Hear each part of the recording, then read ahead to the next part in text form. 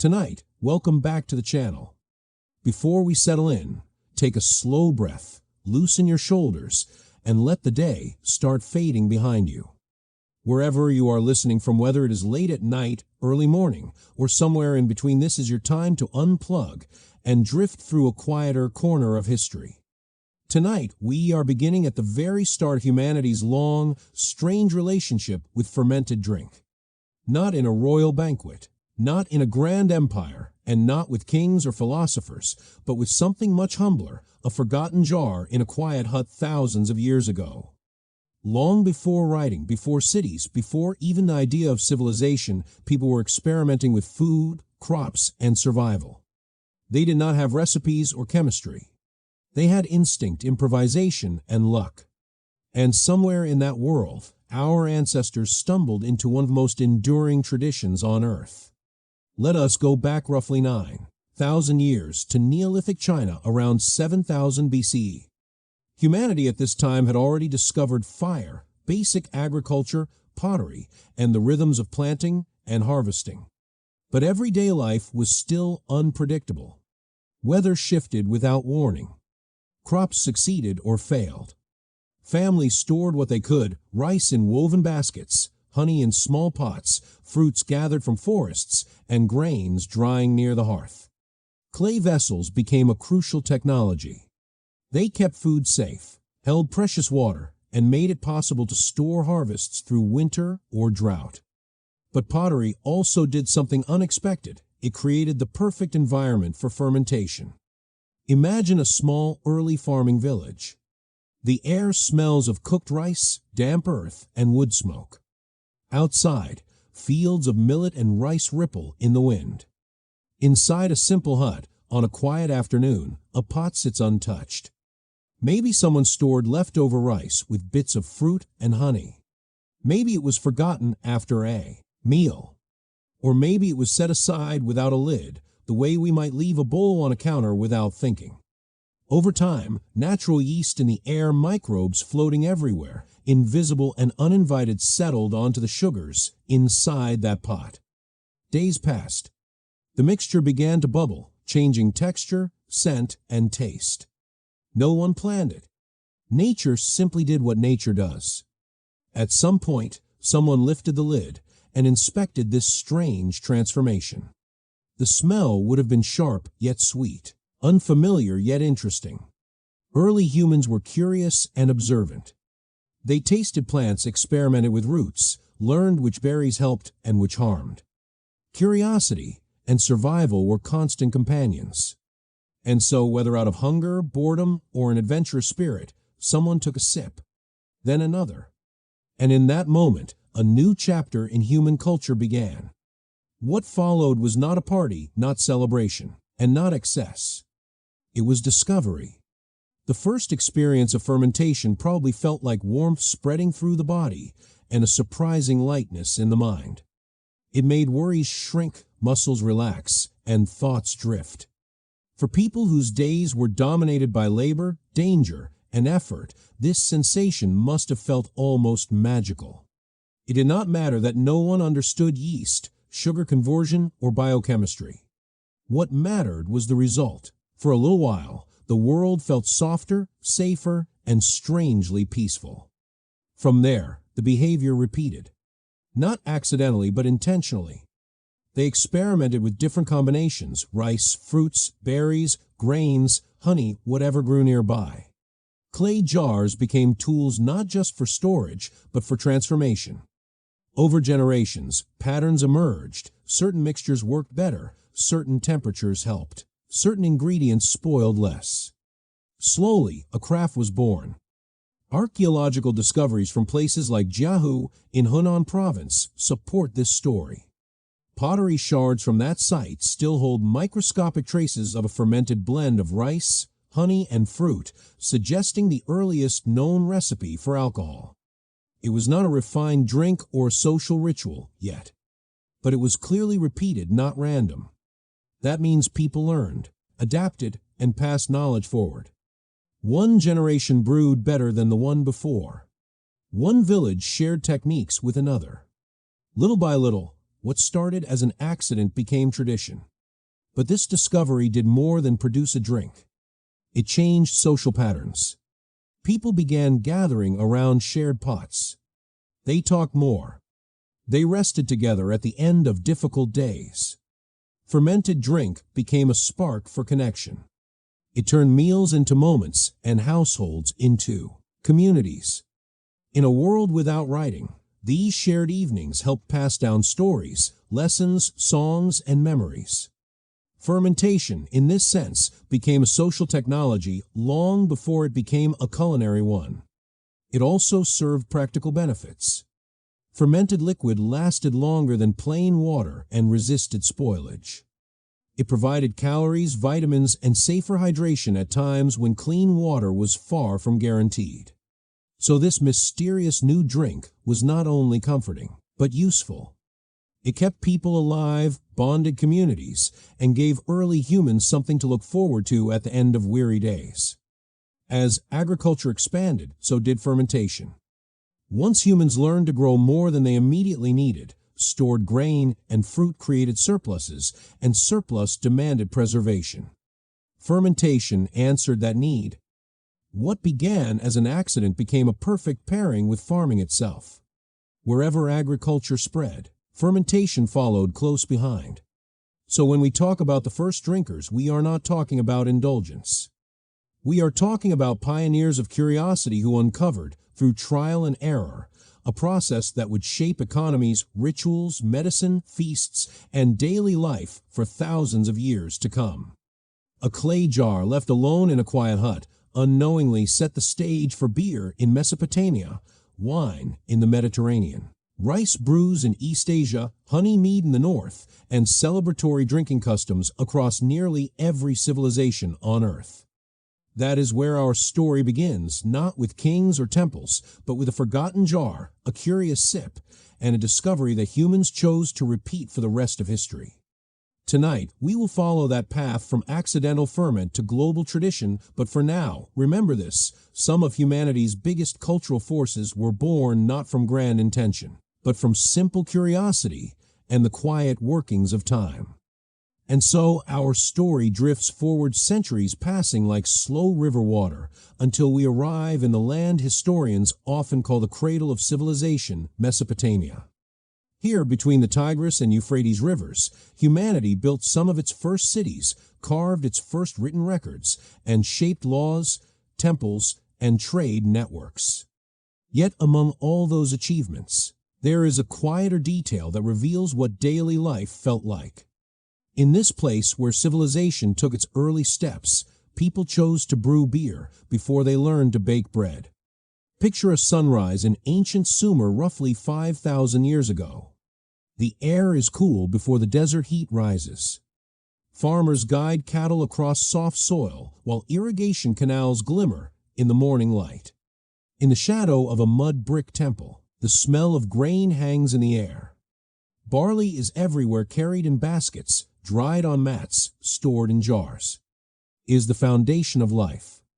But instead of baking it into loaves the way we imagine, many of the earliest uses of barley involve soaking, fermenting, and transforming it into a thick, nourishing drink. Mesopotamian beer was not golden, bubbly, or clear. It was cloudy, hearty, and filled with grain fragments.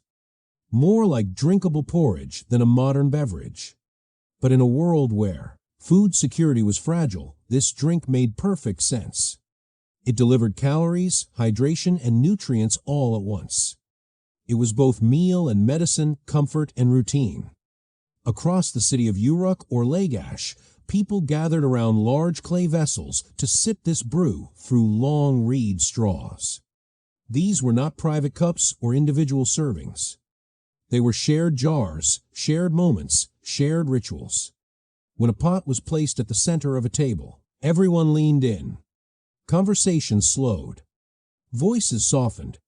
The act of drinking became an act of belonging.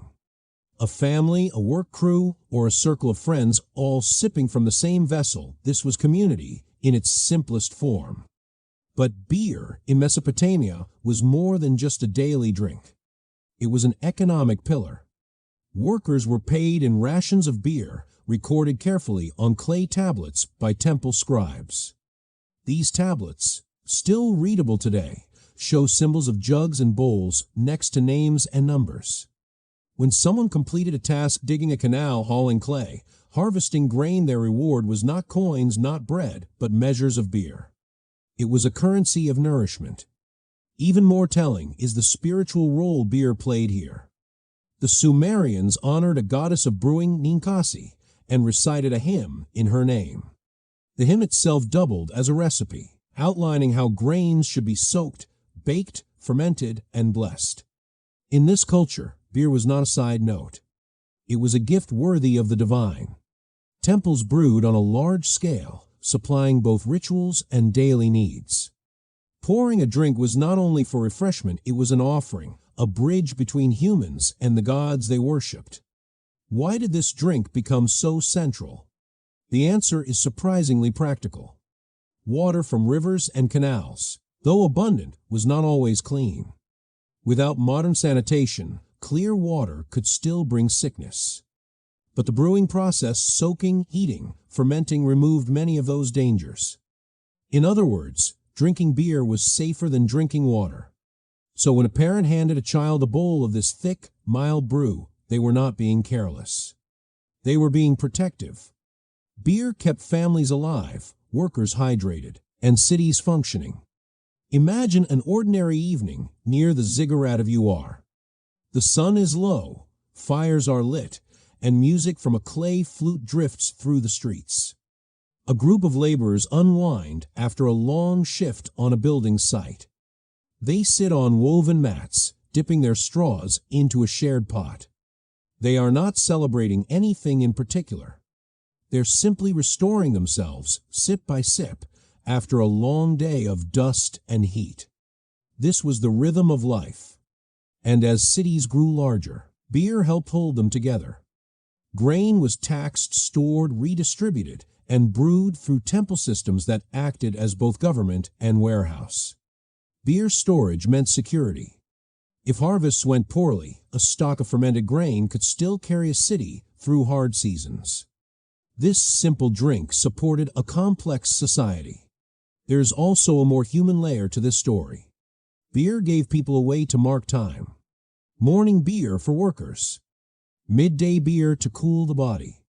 Evening beer to soften thoughts before sleep. In an age without clocks, seasons, or schedules as we know them, rituals like this shaped a sense of daily rhythm. It brought comfort. It made life predictable, even when nature was not. And so long before entertainment halls, long before theaters or public squares, the first form of social relaxation in an urban setting was a clay pot and a few straws shared at dusk. When we look at Mesopotamian art, simple carvings of people raising cups or leaning over communal bowls, we are seeing some of the oldest depictions of leisure and companionship in human history. Beer came before bread because drinking was the fastest, most efficient way to unlock the energy inside barley. Brewing required less equipment than baking, and the result lasted longer. You could store it. You could portion it. You could move it. You could even use it as payment. Bread would rise later, as ovens improved and culinary skills expanded. But beer was the early breakthrough, portable, preservable, and powerful. From that first forgotten jar in Neolithic China to the bustling cities of Mesopotamia, fermentation had evolved. It was no longer an accident of nature. It was a profession, a skill, a symbol, and a cornerstone of society. With beer, humanity learned something profound: that food could be preserved, shared, celebrated, and ritualized. That the act of drinking together could help build not only friendships, but civilizations. And this is where we leave Mesopotamia for now, a world of clay tablets, river reeds, shared pots, and thick barley brew. In our next chapter, we will travel west to the land of the Nile, where Egypt transformed drinking into a daily lifestyle and built entire communities on bread, onions, and beer. From the rivers of Mesopotamia, our story follows the water downstream, not east this time, but west to another ancient world shaped by a mighty river, the Nile. Here in Egypt, The rhythm of life beat to the pattern of rising and receding floods, to sowing and harvesting, to sunlight on golden fields and cool shadows inside whitewashed houses. And here, more than anywhere else in the ancient world, fermented drink did not belong only to ritual, or only to economy, or only to celebration. In Egypt, it became daily life itself. Imagine the riverbank at dawn. Mist curls above the water, palm fronds sway in a gentle breeze, and the distant sound of oars echoes through the slow current. Farmers, fishermen, priests, scribes, and builders are beginning their day. And in clay jugs in almost every household, one drink waits for them all, a thick, sweet, nourishing brew made from barley and emmer wheat, sometimes flavored with dates. This was beer, not a luxury, not a weekend indulgence, but a simple fact of survival. Egyptian beer, like the Brews of Mesopotamia, was not clear or sparkling. It was dense, cloudy, and often described as liquid bread. But in Egypt, its role expanded beyond nourishment and safety. It became culture. Whether you were a peasant working under the hot sun, a craftsman shaping limestone, a scribe hunched over ink and papyrus, or even a child heading to lessons, beer was part of your day. Not to excess, not for escape, but because clean water was uncertain, and this drink boiled, fermented, and sealed was a safer path through life. Let us pause in a humble village near the Nile, not far from a field of barley bending under the morning light. A mother wakes before sunrise, stirring yesterday's brew. She pours a small clay cup for her husband before he walks to the fields. Then another for her children, mild and diluted, to begin their morning. This was normal, not shocking, not frowned upon. It was simply practical. Egyptian families, like many across the ancient world, faced risks from untreated water, while beer provided steady hydration and calories. It filled stomachs. It provided energy. It soothed after a long day. Meanwhile, in the grand estates and temple complexes, brewing happened on an entirely different scale.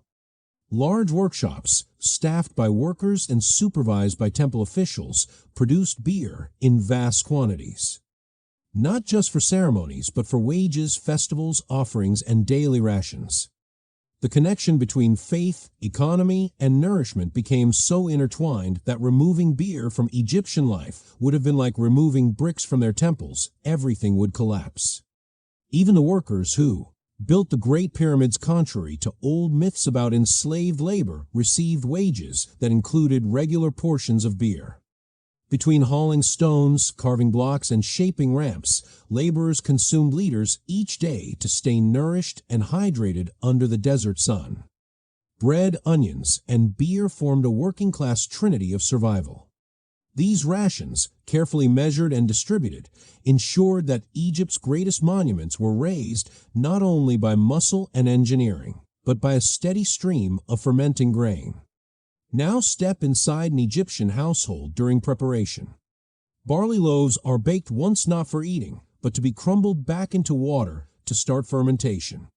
The dough traps wild yeast, the water draws out the sugars, and the mixture begins to change. Dates or herbs might be added. Clay jars are sealed and stored in cool rooms. Time does its quiet work. Days later, the jar opens to reveal a brew both familiar and comforting.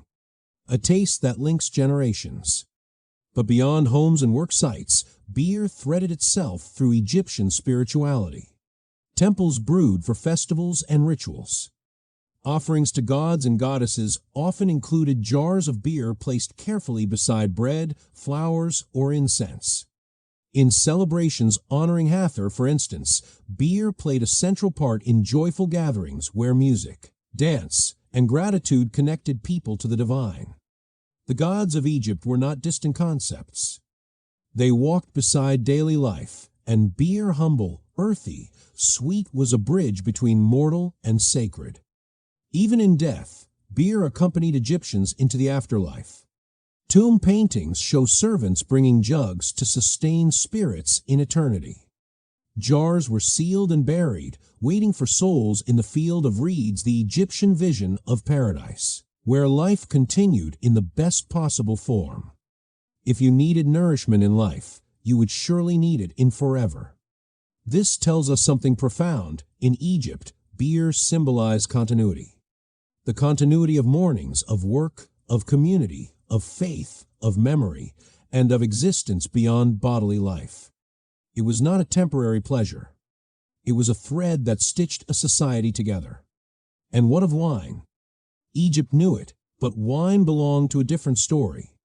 Scarcer, more expensive, imported from lands around the Mediterranean, wine was the drink of nobles, priests, royals, and foreign merchants. Cleopatra, for instance, almost certainly enjoyed wine at her court.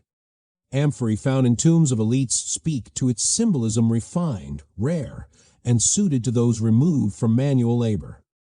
Meanwhile, the majority of Egyptians lived with both feet on the earth, hands in the soil, and beer at their table. So in this land of sun and stone, beer became the daily companion of the living and a faithful provision for the dead. It stood at the crossroads of practicality and meaning. It kept bodies strong and spirits steady. It allowed children to grow with fewer dangers from contaminated water. It fueled the grandest building projects in history. And every evening, as lanterns flickered and the Nile reflected the glow of distant hearths, beer helped families unwind beneath the desert sky. If Mesopotamia discovered that beer could help organize civilization, Egypt proved that it could sustain one. With that, we leave the Nile and its golden fields behind. In our next chapter, we will cross east again, this time into ancient China, where alcohol became not just nourishment, and not just daily habit, but ceremony, philosophy, and social order. From the golden plains of Egypt, our path turns east, across deserts, mountains, and deep river valleys, until we arrive at another ancient cradle of civilization, the early kingdoms of China. Here, in the shadow of the Yellow River, a different drinking culture emerged, one that transformed fermented beverages into instruments of ceremony, hierarchy, and moral order. If Mesopotamia used alcohol to build community, and Egypt used it to sustain daily life, then China used it to shape civilization's rhythm and etiquette. Imagine a quiet courtyard in the dawn of the Shang or early Zhou period. Bronze vessels rest on lacquered tables. Silk banners sway softly in the morning air. A circle of nobles, dressed in layered robes, gather for a formal ceremony honoring ancestors who are believed to watch over the living. In the center, attendants warm a fragrant rice wine, carefully lifting it with bronze ladles. Nothing here is casual. Nothing is improvised. Every gesture from away the wine is poured to the order in which cups are raised follows ancient rules passed down through generations. Alcohol in early China was not merely a drink. It was a ritual language. The people of this world believed that the boundary between the living and the dead was thin. Ancestors remained part of the family, guiding and witnessing their descendants. Offerings of food, incense, and wine were not symbolic. They were acts of communication. To pour a cup was to speak. To toast was to remember. To drink was to acknowledge one's place in a chain of lineage stretching backward through time. For this reason, China refined alcohol with remarkable precision. Fermentation was studied, controlled, and improved. Bronze artisans crafted elaborate vessels gu and zun shape and function carefully matched to specific moments in a ceremony. Each vessel carried meaning. The ju, with its pointed legs and elegant spout, kept wine warm over embers. The tall gu emphasized grace in the raising of a cup. Even the patterns on the metal, the fierce Taotai masks, were reminders that ritual demanded discipline, humility, and respect. This was not drinking for escape. It was drinking for structure. In these early courts, a banquet was not simply a meal. It was a performance of order. The seating was arranged by rank. The toasts followed a hierarchy. Elders were served first. Guests responded with measured words, refined posture, and calm expression. Too much noise, too much laughter, or too much indulgence could be seen as a flaw in character, and flaws in character had political consequences. A single misstep at a ritual banquet could ruin a reputation. Yet, there was beauty here too: poetry, music, and philosophical reflection. Rice wine warmed the body, releasing stiffness and opening space for thought. After the formal rites, conversations flowed more freely. Musicians played zither.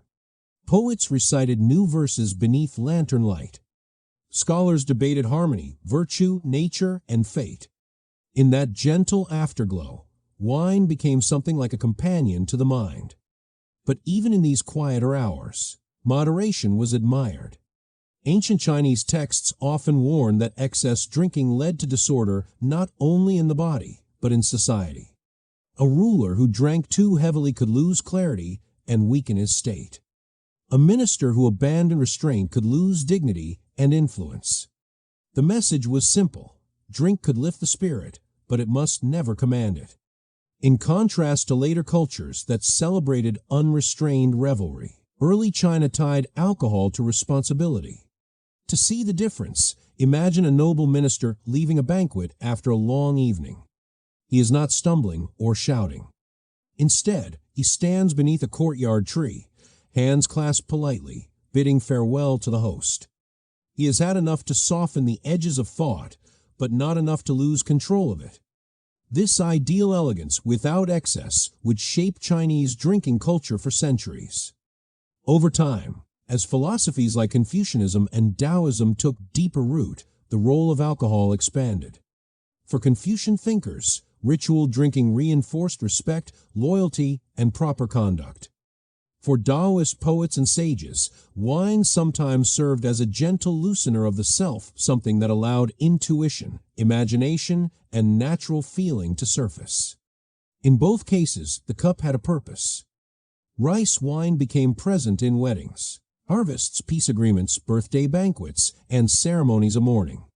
It marked both beginnings and endings. It comforted hearts in sorrow and amplified joy in celebration. It was flexible, yet always framed by context. The drink itself did not define the moment, the ritual did. The archaeological record still preserves these stories in bronze and clay. Museums today display vessels recovered from tombs, their interiors once stained with rice, wine offered to ancestors. Written records, too, survived on bamboo strips and silk scrolls describing bans, permissions, toasts, and etiquette.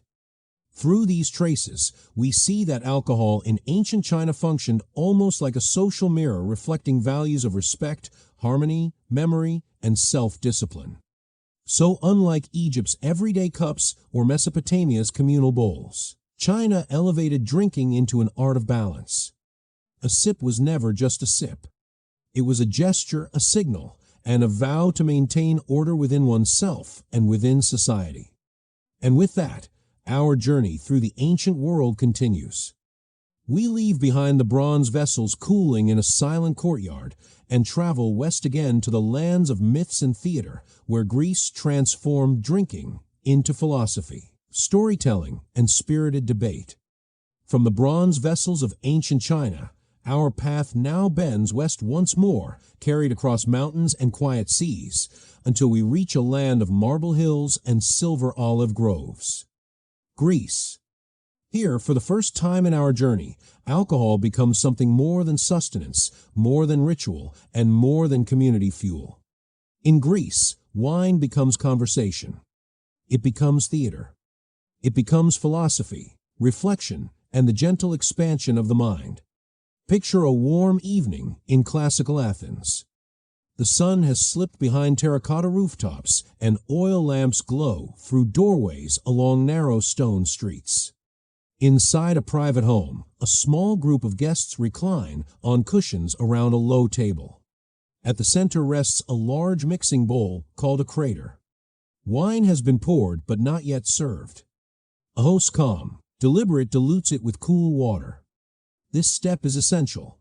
In the Greek world, drinking unmixed wine was not admired. It was considered wild, even uncivilized. The Greeks valued clarity of mind, even while relaxing. The goal was not to lose control, but to open thought.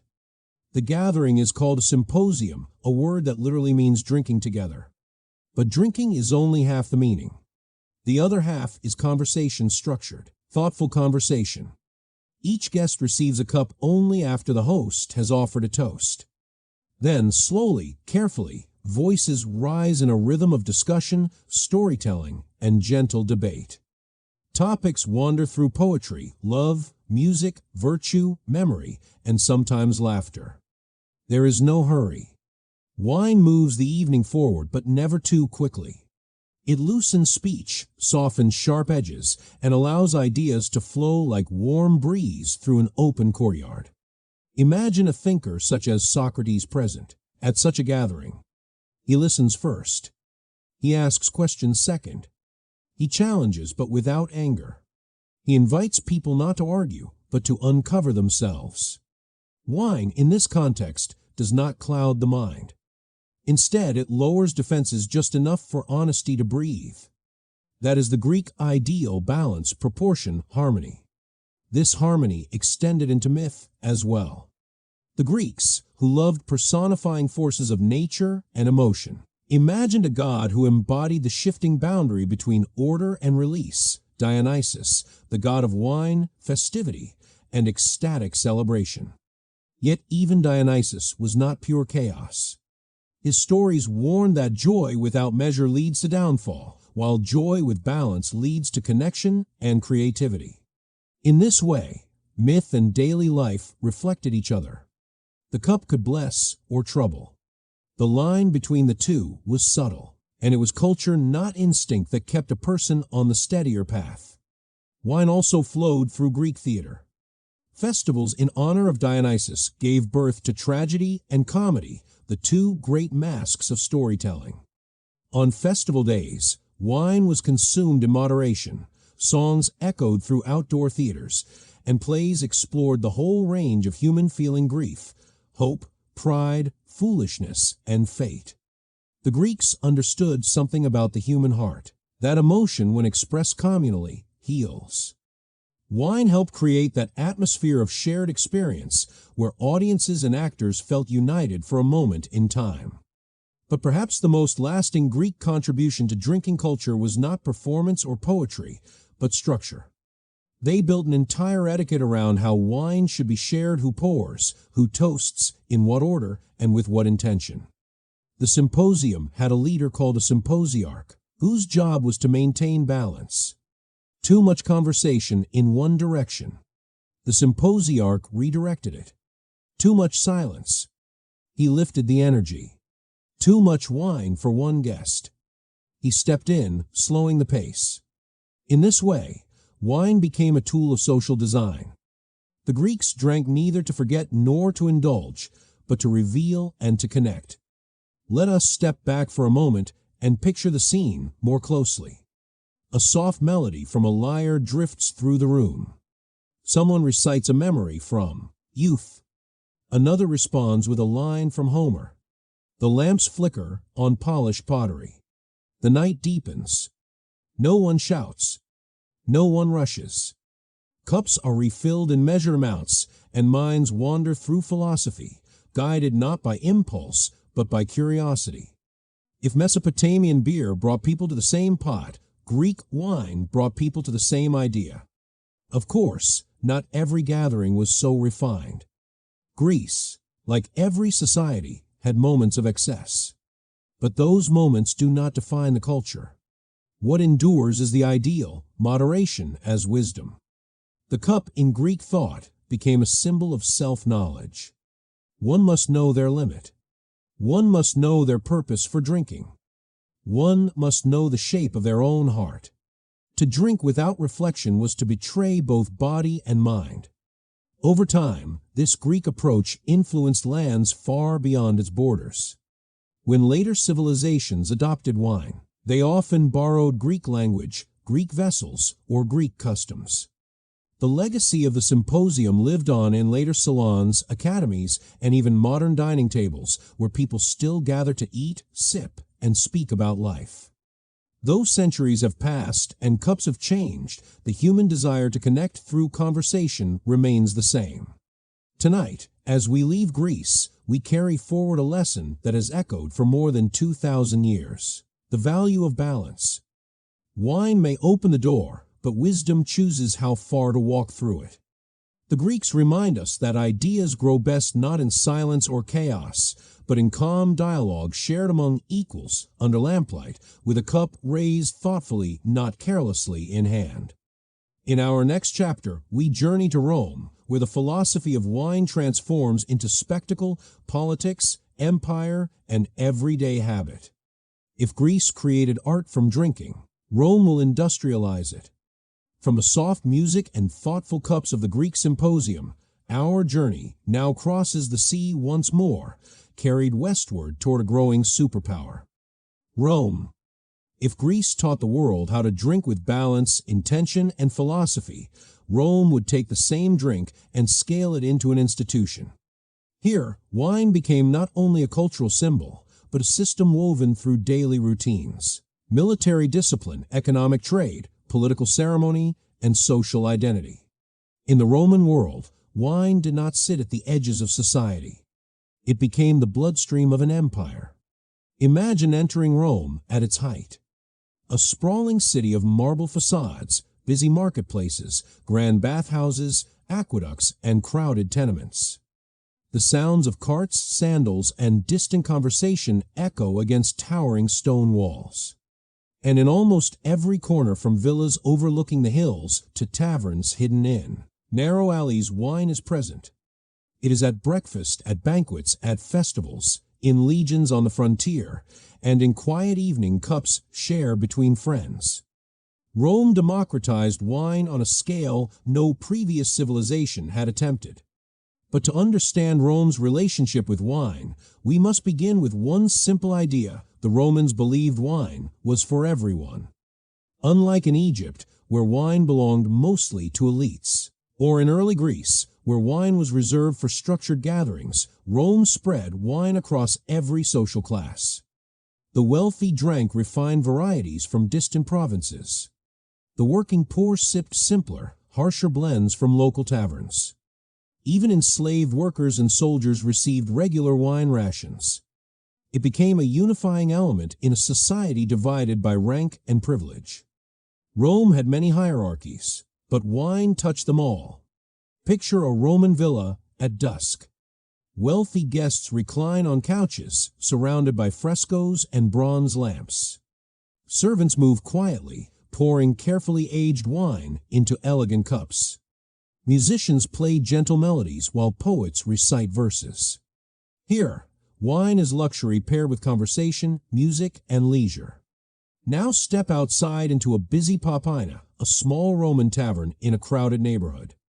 Laborers sit at wooden tables, drinking a cheap blend called Pasca wine mixed with water, vinegar, or herbs.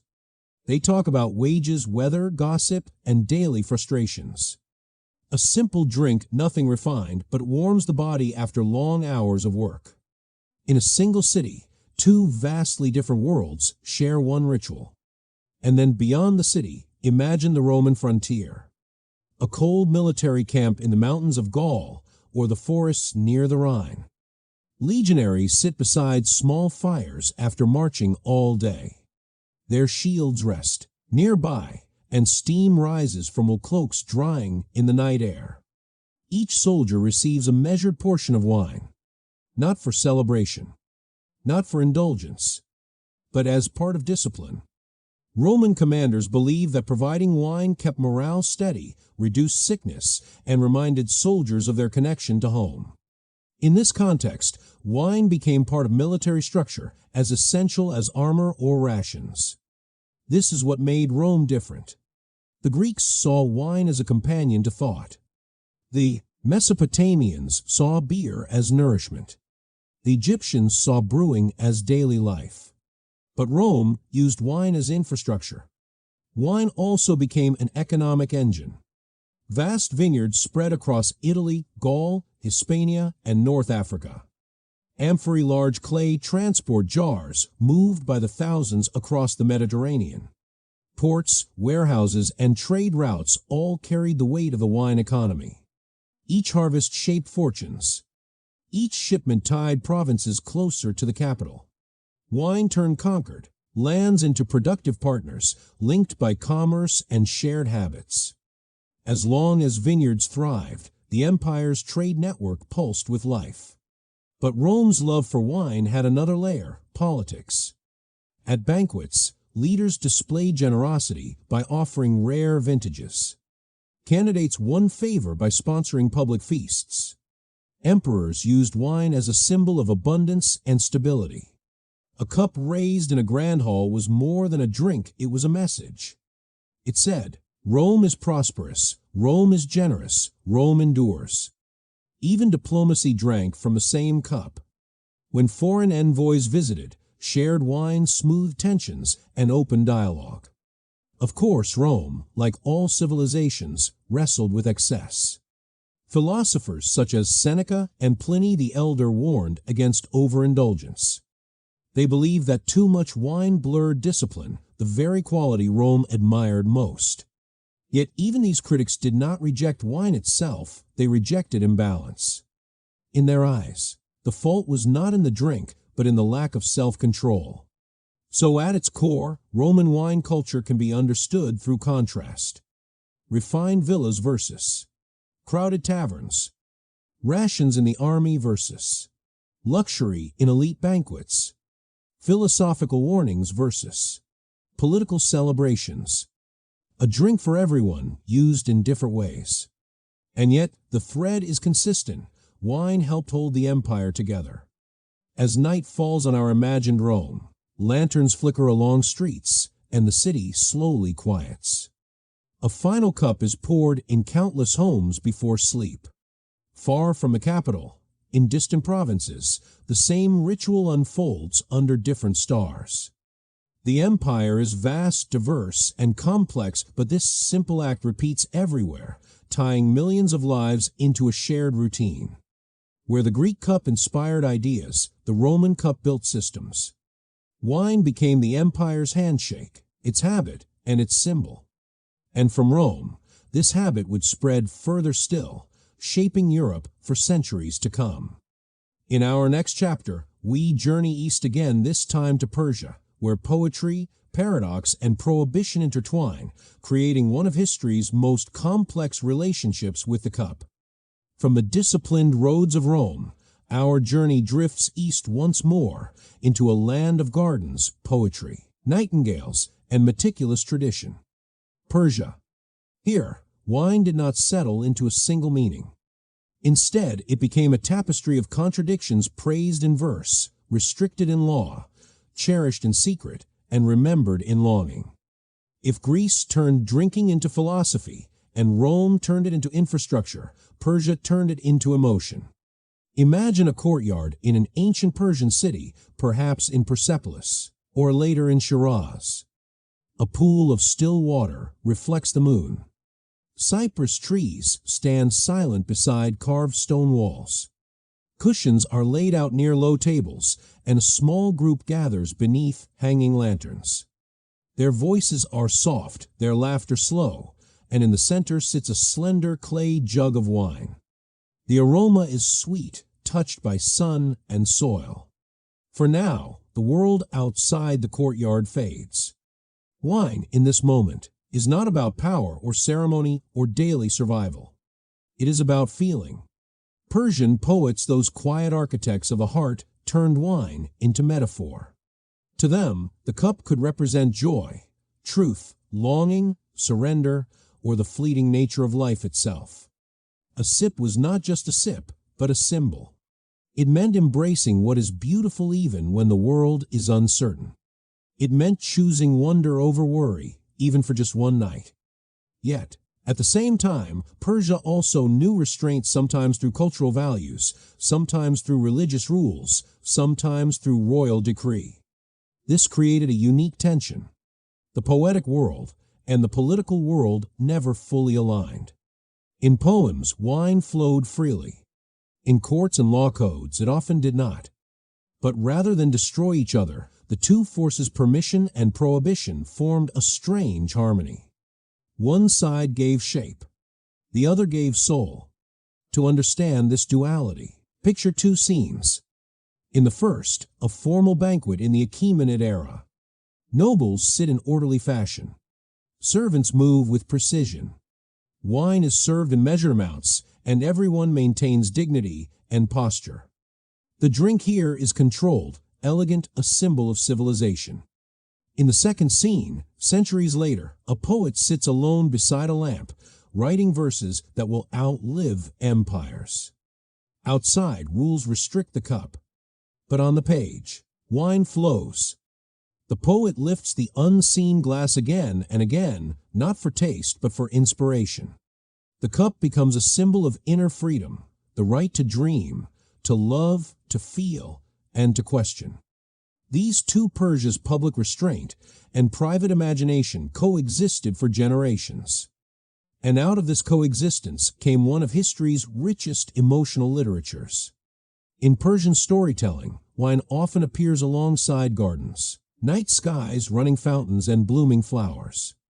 These images formed a setting known as the Paradisa, a walled garden of beauty, order, and peace. From this word, the modern word paradise is derived. Within such imagined gardens, the cup helps the heart remember its softer nature. A single sip is linked to music, poetry, and conversation, never as a wild escape, but as a gentle unlocking of the inner world. Another layer of Persian drinking culture lies in companionship. Unlike the Greek Symposium, which prioritized debate, Persian gatherings centered on emotional resonance. Instead of arguments, you find recitations. Instead of dialectics, you find metaphor. Instead of structure, you find flow. Here, the measure of a night is not in the number of cups poured, but in the sincerity of what is spoken between them. Yet even with its tenderness, Persian wine culture always carried tension. When religious teachings later discouraged or forbade alcohol, society did not erase the symbol, it transformed it. The cup became spiritual. Mystic poets used it to express transcendence. The wine was no longer physical. Now it represented divine love, or a direct meeting between the soul and the sacred. The tavern became a metaphor for awakening. The tavern keeper became a guide. The drink became enlightenment. So Persia gave the world something no other civilization on our journey had yet offered. Wine as both earthly comfort and spiritual metaphor. Let us slow once more and picture a final scene. A warm night in Shiraz. The lantern light is almost gone. A poet leans back, gazing at the stars that have outlived kings and conquerors. His cup is nearly empty. He thinks about joy and sorrow, about time and fate, and he writes a single couplet before the lamp dims. In those 2 lines, maybe 12 words at most, he captures a feeling that would take other writers a lifetime to express.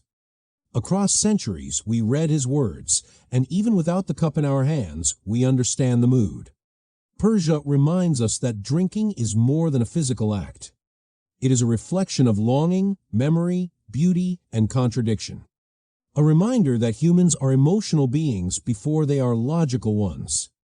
A reminder that rules shape behavior, but imagination shapes meaning. Now, as our journey continues, we turn toward colder lands and rougher tables.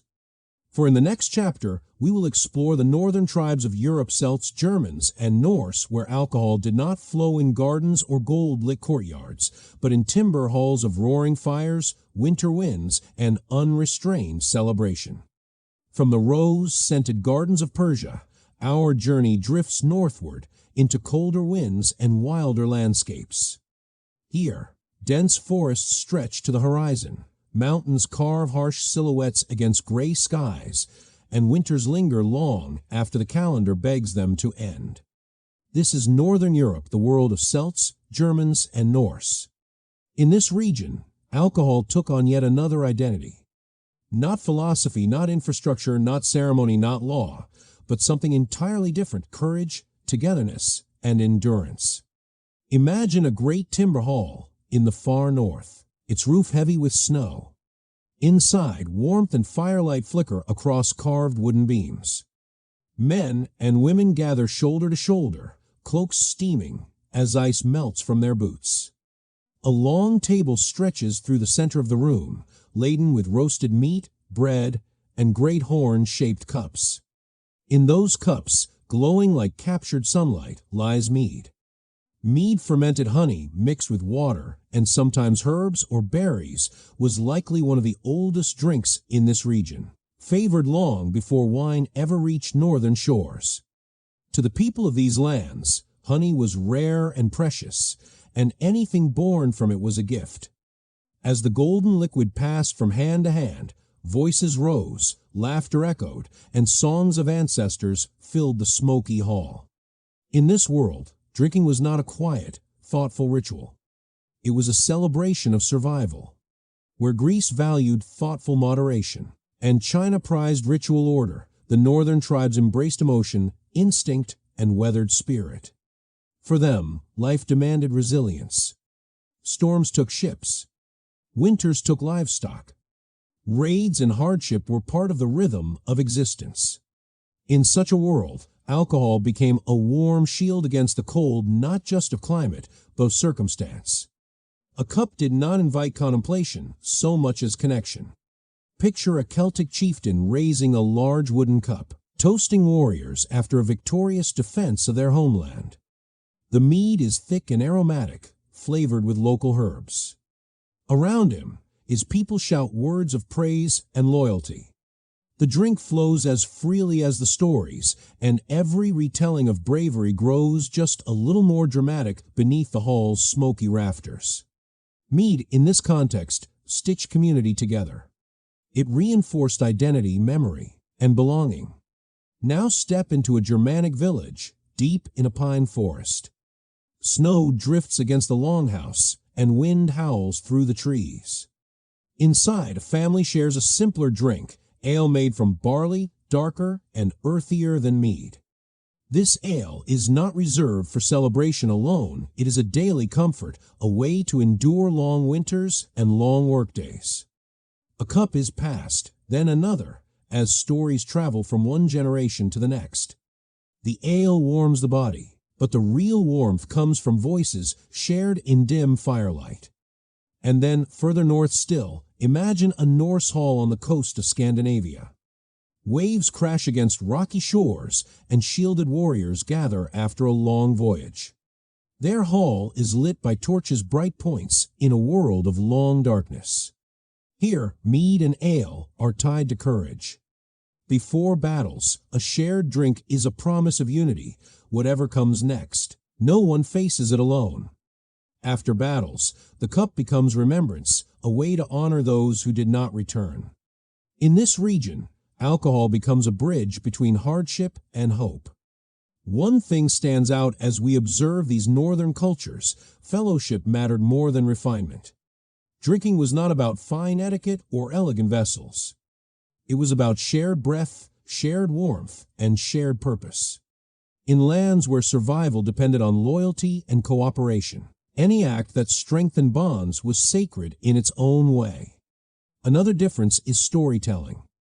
If Mesopotamia gave us clay writings and Greece gave us theater, the northern world gave us epics sung aloud, tales like those that would eventually become the Norse sagas or Celtic legends. These stories were rarely recited in silence. They were performed beside fire, with voices rising and falling like waves, while cups made their rounds. If the Greeks used wine to open a mind, the northerners used mead to open the heart. Yet even here, balance had meaning. Though feasting could be loud and spirited, restraint was still valued in leaders. A good chieftain or respected elder knew when to pass the cup aside, when to speak clearly, and when to let silence guide the hall.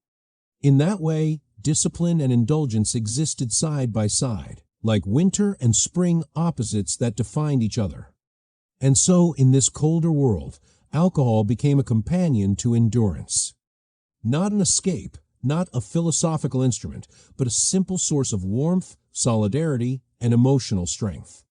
It helped people feel less alone against long nights and long roads. It turned hardship into memory, and memory into story. As the hall quiets and the torches burn low, our journey must move forward again. The cups of Northern Europe have shown us a new face of drinking culture rooted in fellowship, fire, and fierce community. But ahead lies another transformation. When the Middle Ages arrive and monasteries rise across Europe, alcohol will shift once more, this time toward preservation, science, and stability. In our next chapter, we enter the cloisters and stone halls of the monks, whose careful hands and silent routines will protect brewing knowledge through centuries of uncertainty. From the smoky timber halls of the north, our path now leads us into a quieter world. The winds soften, the feasting songs fade, and the clamor of chieftains and warriors gives way to stillness. Ahead, on a lonely hill or deep in a green valley, rises a stone monastery. Bells echo across the morning air, and cloaked figures move in silence. Here in the Middle Ages, alcohol is transformed once again, this time by monks who dedicate their lives to prayer, discipline, and patience. Step inside the monastery walls. The world feels slower here, almost timeless. Long corridors guide you past simple wooden doors. Light filters through narrow windows, painting soft gold on stone floors. Beyond the cloister, in a courtyard garden, herbs grow in neat rows. And not far from a chapel, you find a brewing room warm, fragrant, and filled with the scent of grain and rising steam. This is where a new chapter of fermentation unfolds. While the outside world wrestles with conflict, famine, and disease, monasteries become islands of knowledge. Books are copied, seeds are saved, and brewing methods are refined with careful observation. The monks do not invent beer, but they protect it, improve it, and give it purpose beyond survival. In their hands, beer becomes liquid bread, a nourishing drink that supports both body and spirit. Why beer in a place of prayer? The answer is part practicality, part mercy. Medieval water supplies were often unsafe. Brewing by boiling, fermenting, and sealing the liquid made it cleaner to drink. For monks who fasted frequently, beer also provided calories on days when solid food was restricted. A cup of dark, hearty brew could keep a body steady even when meals were limited. In this sense, brewing aligned with faith, sustenance without excess, nourishment without indulgence. Picture a monk stirring a large wooden vat, his movements unhurried. Sunlight shines through a small window, catching particles of steam in the air. He is not chasing pleasure, nor luxury, nor celebration. He is following a recipe passed down from older brothers of the order, measuring grain, watching temperature, and recording observations in neat handwriting. Brewing becomes a form of devotion, another discipline in a life already filled with rhythm. Morning prayer, work; midday psalms, more work; evening prayer, rest. Brew, pray, repeat. Over time, monasteries become known for the quality of their beer. Travelers, pilgrims, and villagers seek out monastic brews, not only because they are safer, but because they are better. Monks experiment with variations in grain, fermentation, and herbs. In some regions, especially later in medieval Europe, hops enter the brewing process, adding flavor and helping preserve the drink longer. Knowledge spreads slowly, bottle by bottle, pilgrim by pilgrim. Even beyond nutrition, beer serves another purpose in monastic life: hospitality. Across Europe, monasteries are required by tradition to offer shelter to travelers. Guests are given a bed, simple food, and often a mug of beer. Think of a weary traveler arriving at the gate after days on dangerous roads. He is welcomed not with suspicion, but with warmth and nourishment. In this way, beer becomes an extension of charity. And so, the monastery brewery becomes a symbol of something larger: stability. While kingdoms rise and fall, while wars burn and fade, while villages struggle and rebuild, the monastic brewing tradition endures. Silent, steady, and patient like the monks themselves. Let us pause for a moment inside the refectory, the monastery's dining hall. Meals are quiet here. Conversation is limited. A monk reads aloud from a book while others eat in contemplation. Wooden cups sit beside bowls of vegetables and bread. The beer is dark, modest, and filling. There are no feasts, no revelrous songs, no shouting or boasting. Just nourishment, gratitude, and routine. It is remarkable to think that the same drink used in loud northern feasting halls also found a home in these silent stone chambers. Fermentation, it seems, adapts to its environment, becoming whatever the culture needs: warmth for a winter hall, clarity for a Greek philosopher, ceremony for a Chinese court, survival for a Mesopotamian worker, and discipline for a monk in prayer. Through centuries, monastic brewing will quietly shape the future. Even today, some of the world's most respected traditional beers trace their lineage back to monastic breweries. Techniques perfected long ago still influence modern brewing science. Records preserved in monasteries help historians understand not only what people drank, but how communities fed themselves, healed themselves, and supported one another. As night settles over the monastery, a final bell rings. The monks retreat to their cells. Candles are extinguished. Only the brewery remains warm, its wooden barrels resting in the quiet dark, the liquid inside slowly transforming.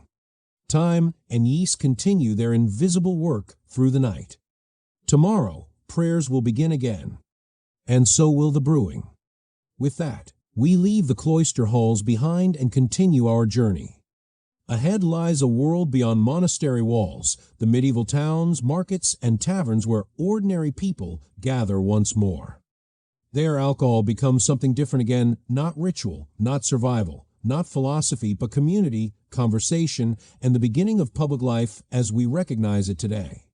From the monastery walls, our path now winds outward again into the everyday world of medieval towns. Cobblestone streets, open markets, horse carts, ringing church bells, and rows of timber-framed houses leaning gently toward narrow lanes. Life here is louder than monastic silence, messier than Persian gardens, and far less organized than Roman roads. But in this lively setting, alcohol finds one of its most familiar roles, the heart of public life. Welcome to the tavern. In medieval Europe, the tavern becomes what the communal beer pot was to Mesopotamia and what the symposium was to Greece, a gathering place. But this time, the audience is not just nobles, philosophers, or warriors.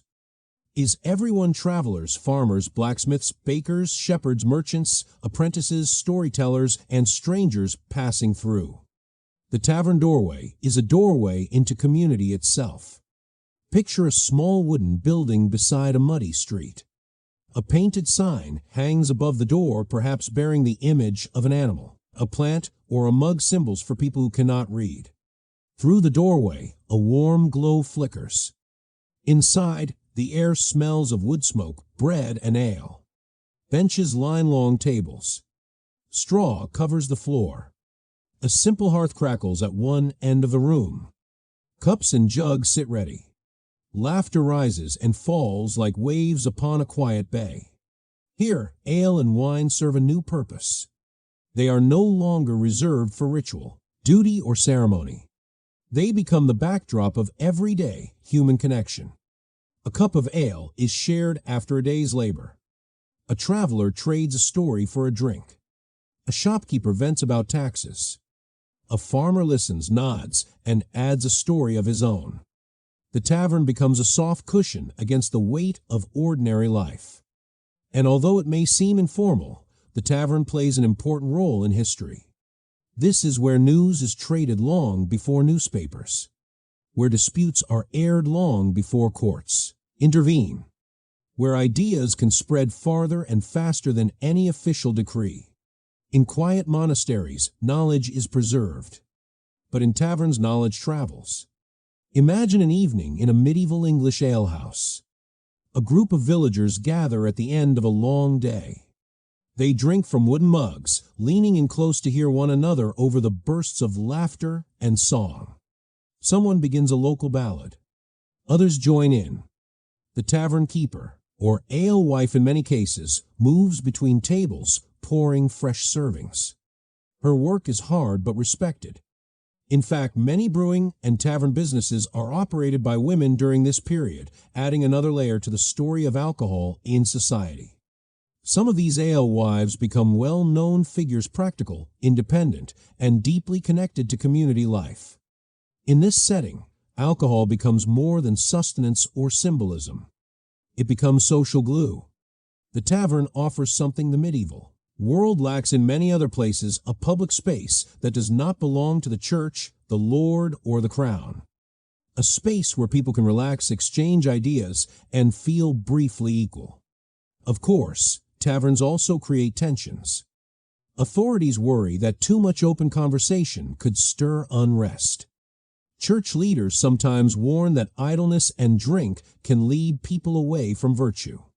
City officials impose licenses, fees, and rules. But despite these efforts, taverns thrive. They meet a profound human need, the need to gather. Let us picture another scene, this time on the European continent. In a bustling town square, a traveler arrives just before dusk. His boots are dusty. His cloak is damp from a sudden rain. He asks a shopkeeper for a place to rest, and she points him toward a nearby public house. Inside, he is welcomed not with suspicion, but with warmth: a seat by the fire, a crust of bread, a jug of ale. Soon, he listens to local gossip, and by morning, he knows everything he needs to continue his journey. In this way, taverns serve as hubs of communication for a world without mass media. Over generations, these public houses evolve. They develop customs, songs, drinking games, and unspoken rules about hospitality, manners, and conversation. A traveler who behaves politely gains friends. One who behaves rudely is shown the door. Culture polices itself through shared expectation, not written code. The tavern becomes a small village in miniature, teaching people how to live among one another.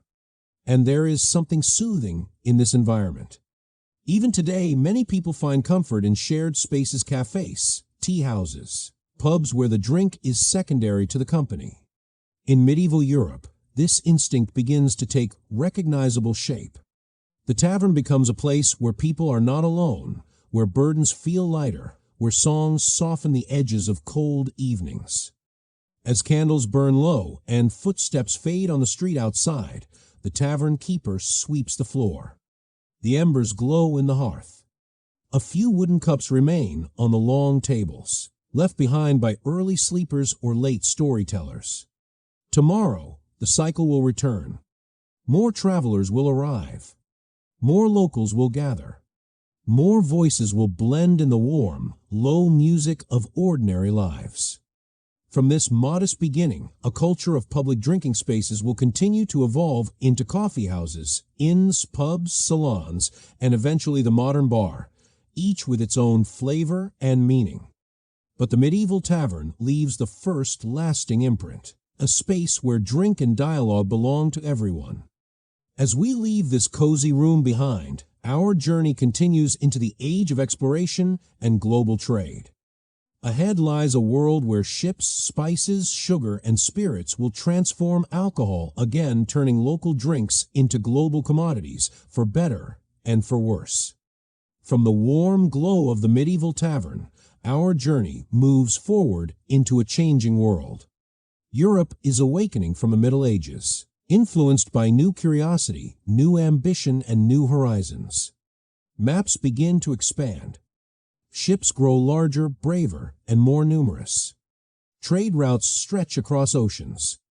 And at the center of this great age, quietly but powerfully, alcohol travels with explorers, merchants, sailors, and empires. This era brings two great transformations. One is movement. Drinks that were once local become global. The second is distillation. Alcohol becomes stronger, more stable, and more portable than ever before. Let us begin with the sea. Imagine a harbor in Portugal or Spain in the 15th or 16th century. Wooden ships rise and fall with the tide. Sailors haul crates, barrels, and rope across crowded docks. Captains bark orders while gulls circle above. On board these vessels are casks of wine, ale, or newly emerging spirits, both for consumption during the voyage and for trade at distant ports. For sailors, alcohol is more than comfort. It is protection. Water stored in barrels often becomes unsafe during long voyages. Beer or wine, through fermentation, remains drinkable longer. Later, as distillation spreads, stronger spirits such as brandy and rum last even longer, surviving heat, storms, and time. A ration of alcohol becomes part of the daily life of a sailor. Each sip connects him to home, to habit, and to morale. In the middle of an unpredictable ocean, familiarity is its own form of safety. Now consider distillation, the process of heating fermented liquid to collect its concentrated vapor. This technique existed in earlier centuries, but it is in this period that it becomes widespread. Distilled beverages transform alcohol from something mild and local into something potent and portable. Wine can spoil, beer can sour, but spirits endure. From this moment forward, alcohol becomes a companion not only of villages, but of voyages, armies, and global trade. Let us pause in the Caribbean, where sugar plantations and European fleets collide. Here a new drink emerges, rum. Made from sugarcane byproducts, rum quickly becomes part of maritime life, tied to sailors, merchants, and trade systems that shape entire economies. In time, rum moves between continents linking Europe, Africa, and the Americas. The drink becomes a symbol of both opportunity and complexity in a world growing rapidly interconnected. Elsewhere, brandy travels across trading ports, and whiskey begins to evolve in Ireland and Scotland. With each journey, alcohol adapts to new climates, new customs, and new tastes. Drinks that were once tied to a single culture now cross oceans and languages. But this new mobility comes with another consequence. Alcohol becomes commerce on a massive scale. No longer just part of daily life, it becomes part of national strategy. Ports depend on it. Merchants profit from it. Governments tax it. The drink that once warmed small circles around ancient fires now fuels global economies. Let us imagine a quiet evening in a coastal trading town. A tavern near the docks fills with voices Dutch merchants, Portuguese sailors, English captains, local townsfolk. Their cups hold different drinks, flavored by different lands, but they share one table. The atmosphere reflects a changing world, cultures mingling, ideas traveling, and beverages crossing borders faster than stories can keep up. Alcohol also becomes tied to medicine and preservation in this era. Spirits are used as disinfectants, tincture bases, and ingredients in early medical practice. Whether or not these treatments worked by modern standards, they reveal an important truth: distilled alcohol becomes a tool, not just a drink. And as the centuries progress, another shift takes shape. Coffee, tea, and chocolate begin to enter Europe through similar trade networks. Unlike alcohol, these drinks stimulate rather than soften the senses. Soon, taverns will coexist with coffee houses and tea rooms. Each beverage will gather its own audience, its own rituals, its own cultural footprint. But alcohol remains the old traveler, the drink that has seen more of the world than any captain, merchant, or king. By the end of the age of exploration, alcohol has achieved something no previous era could have imagined. It has become global. Mead in the north, wine in the Mediterranean, beer in towns and monasteries, spirits on ships, and in colonies, each beverage now moves beyond the boundaries of birthplace. A cup in one port might contain grains from another continent, sweeteners from another, and techniques perfected in yet another. Fermentation and distillation have become borderless. And yet, across all this movement, one thing remains unchanged. People still lift a glass for comfort, for company, for ritual, or for a moment of warmth against the uncertainties of life. The distances are greater, the drinks are stronger, and the world is wider, but the intention is familiar, echoing the oldest impulses of humanity. As the sails of exploration lower and new nations begin to rise, our journey enters its final historical chapter. Ahead lies the modern world, an age of industry, science, regulation, celebration, caution, invention, and reflection. Alcohol will not disappear. Instead, it will transform again, becoming at times a companion, at times a challenge, and always a mirror of human culture. From the age of sales and distillation, our journey now drifts into a new world shaped not by kings or conquerors, but by machines, factories, newspapers, and nation-states. The Industrial Revolution and the centuries that follow will transform alcohol one more time, turning it into a product of mass production, mass consumption, and mass regulation. In this era, alcohol ceases to be the privilege of a class or the treasure of a region. It becomes universal, accessible, and firmly woven into the rhythms of modern life. Picture a European city in the 19th century. Chimneys line the sky, releasing black ribbon trails of smoke. Workers flood in and out of iron gates as steam engines rumble. In crowded neighborhoods, life becomes faster, harsher, and more densely packed than ever before.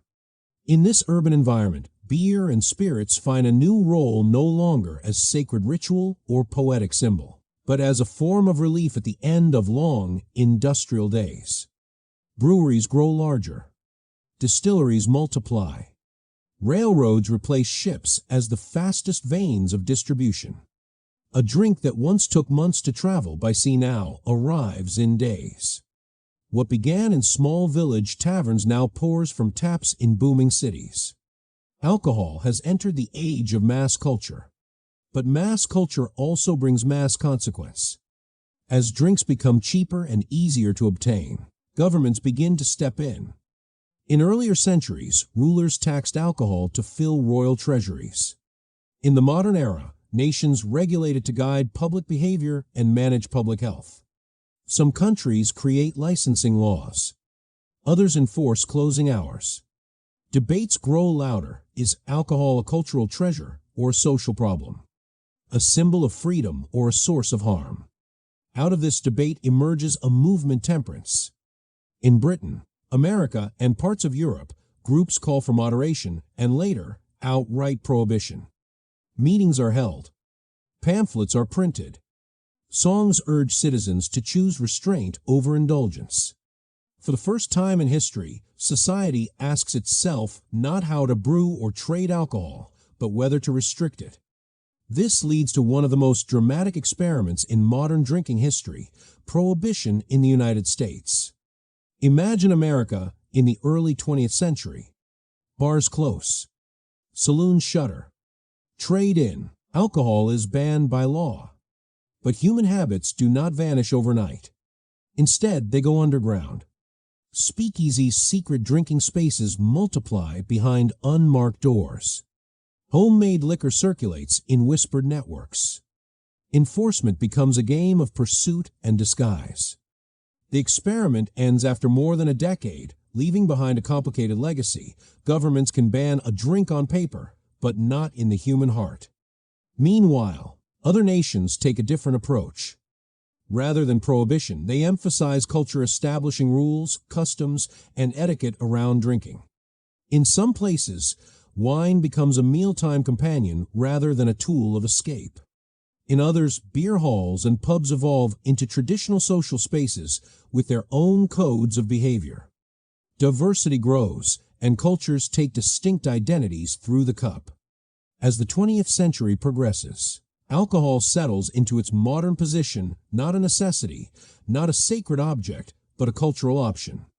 Science advances. People understand fermentation, yeast, and chemistry. New beverages appear: cocktails, bitters, liqueurs, blending innovation with tradition. Marketing and branding take hold. Bottles carry logos, stories, and symbols of identity.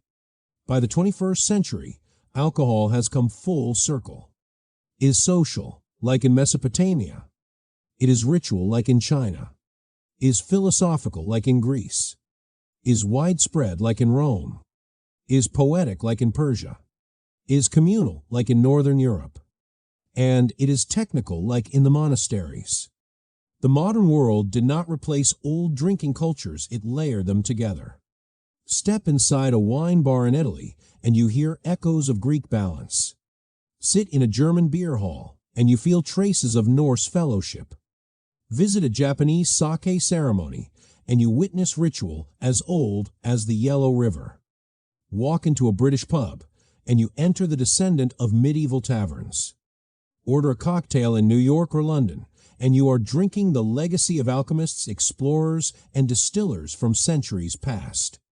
And yet, even now, the story of alcohol remains what it has always been, a mirror.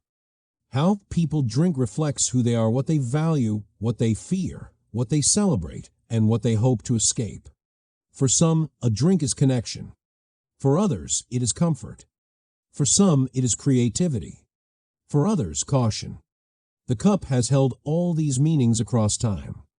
As we arrive at the present, one truth stands quietly above the rest. Alcohol did not shape humanity as much as humanity shaped alcohol.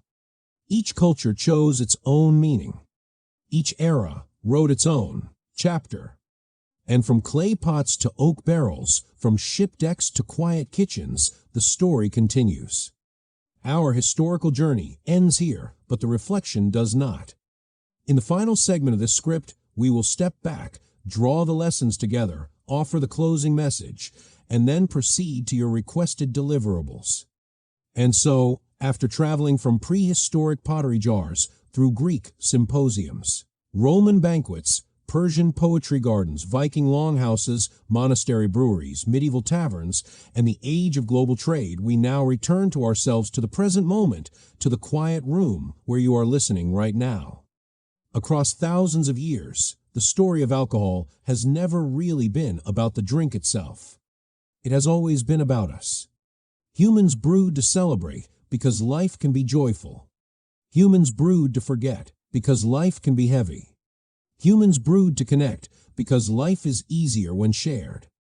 And sometimes humans brewed simply to endure because life can be harsh. But in every era, China, Greece, Rome, Persia, the North, the monasteries, the explorers, one lesson repeats again and again. The cup never controlled the culture. The culture controlled the cup. Alcohol is a mirror. It reflects the values of the people holding it. If a society prized wisdom, the drink joined philosophy. If a society prized courage, the drink joined the battlefield. If a society prized ritual, the drink joined ceremony. If a society prized escape, the drink became an exit. And today we inherit all of those histories at once. Every bottle on a modern shelf is a museum without glass. Every glass on a table is a story in miniature. What we choose to do with it, how we celebrate, how we socialize, and how we show restraint is simply our chapter in a very old book. So, as we end tonight's journey, perhaps the quiet reminder is this: the greatest human invention was never alcohol, it was community. It was laughter around a table. It was shared stories at the end of a long day. It was the simple comfort of not being alone. Wherever you are listening from, whatever time is glowing on your clock, I hope tonight's story brought you a little warmth, a little calm, and maybe even a little gratitude for the strange, winding, creative, flawed, resilient species we belong to. Thank you for spending your time here. Rest well. Breathe deeply. And I will see you again in the next story. Good night.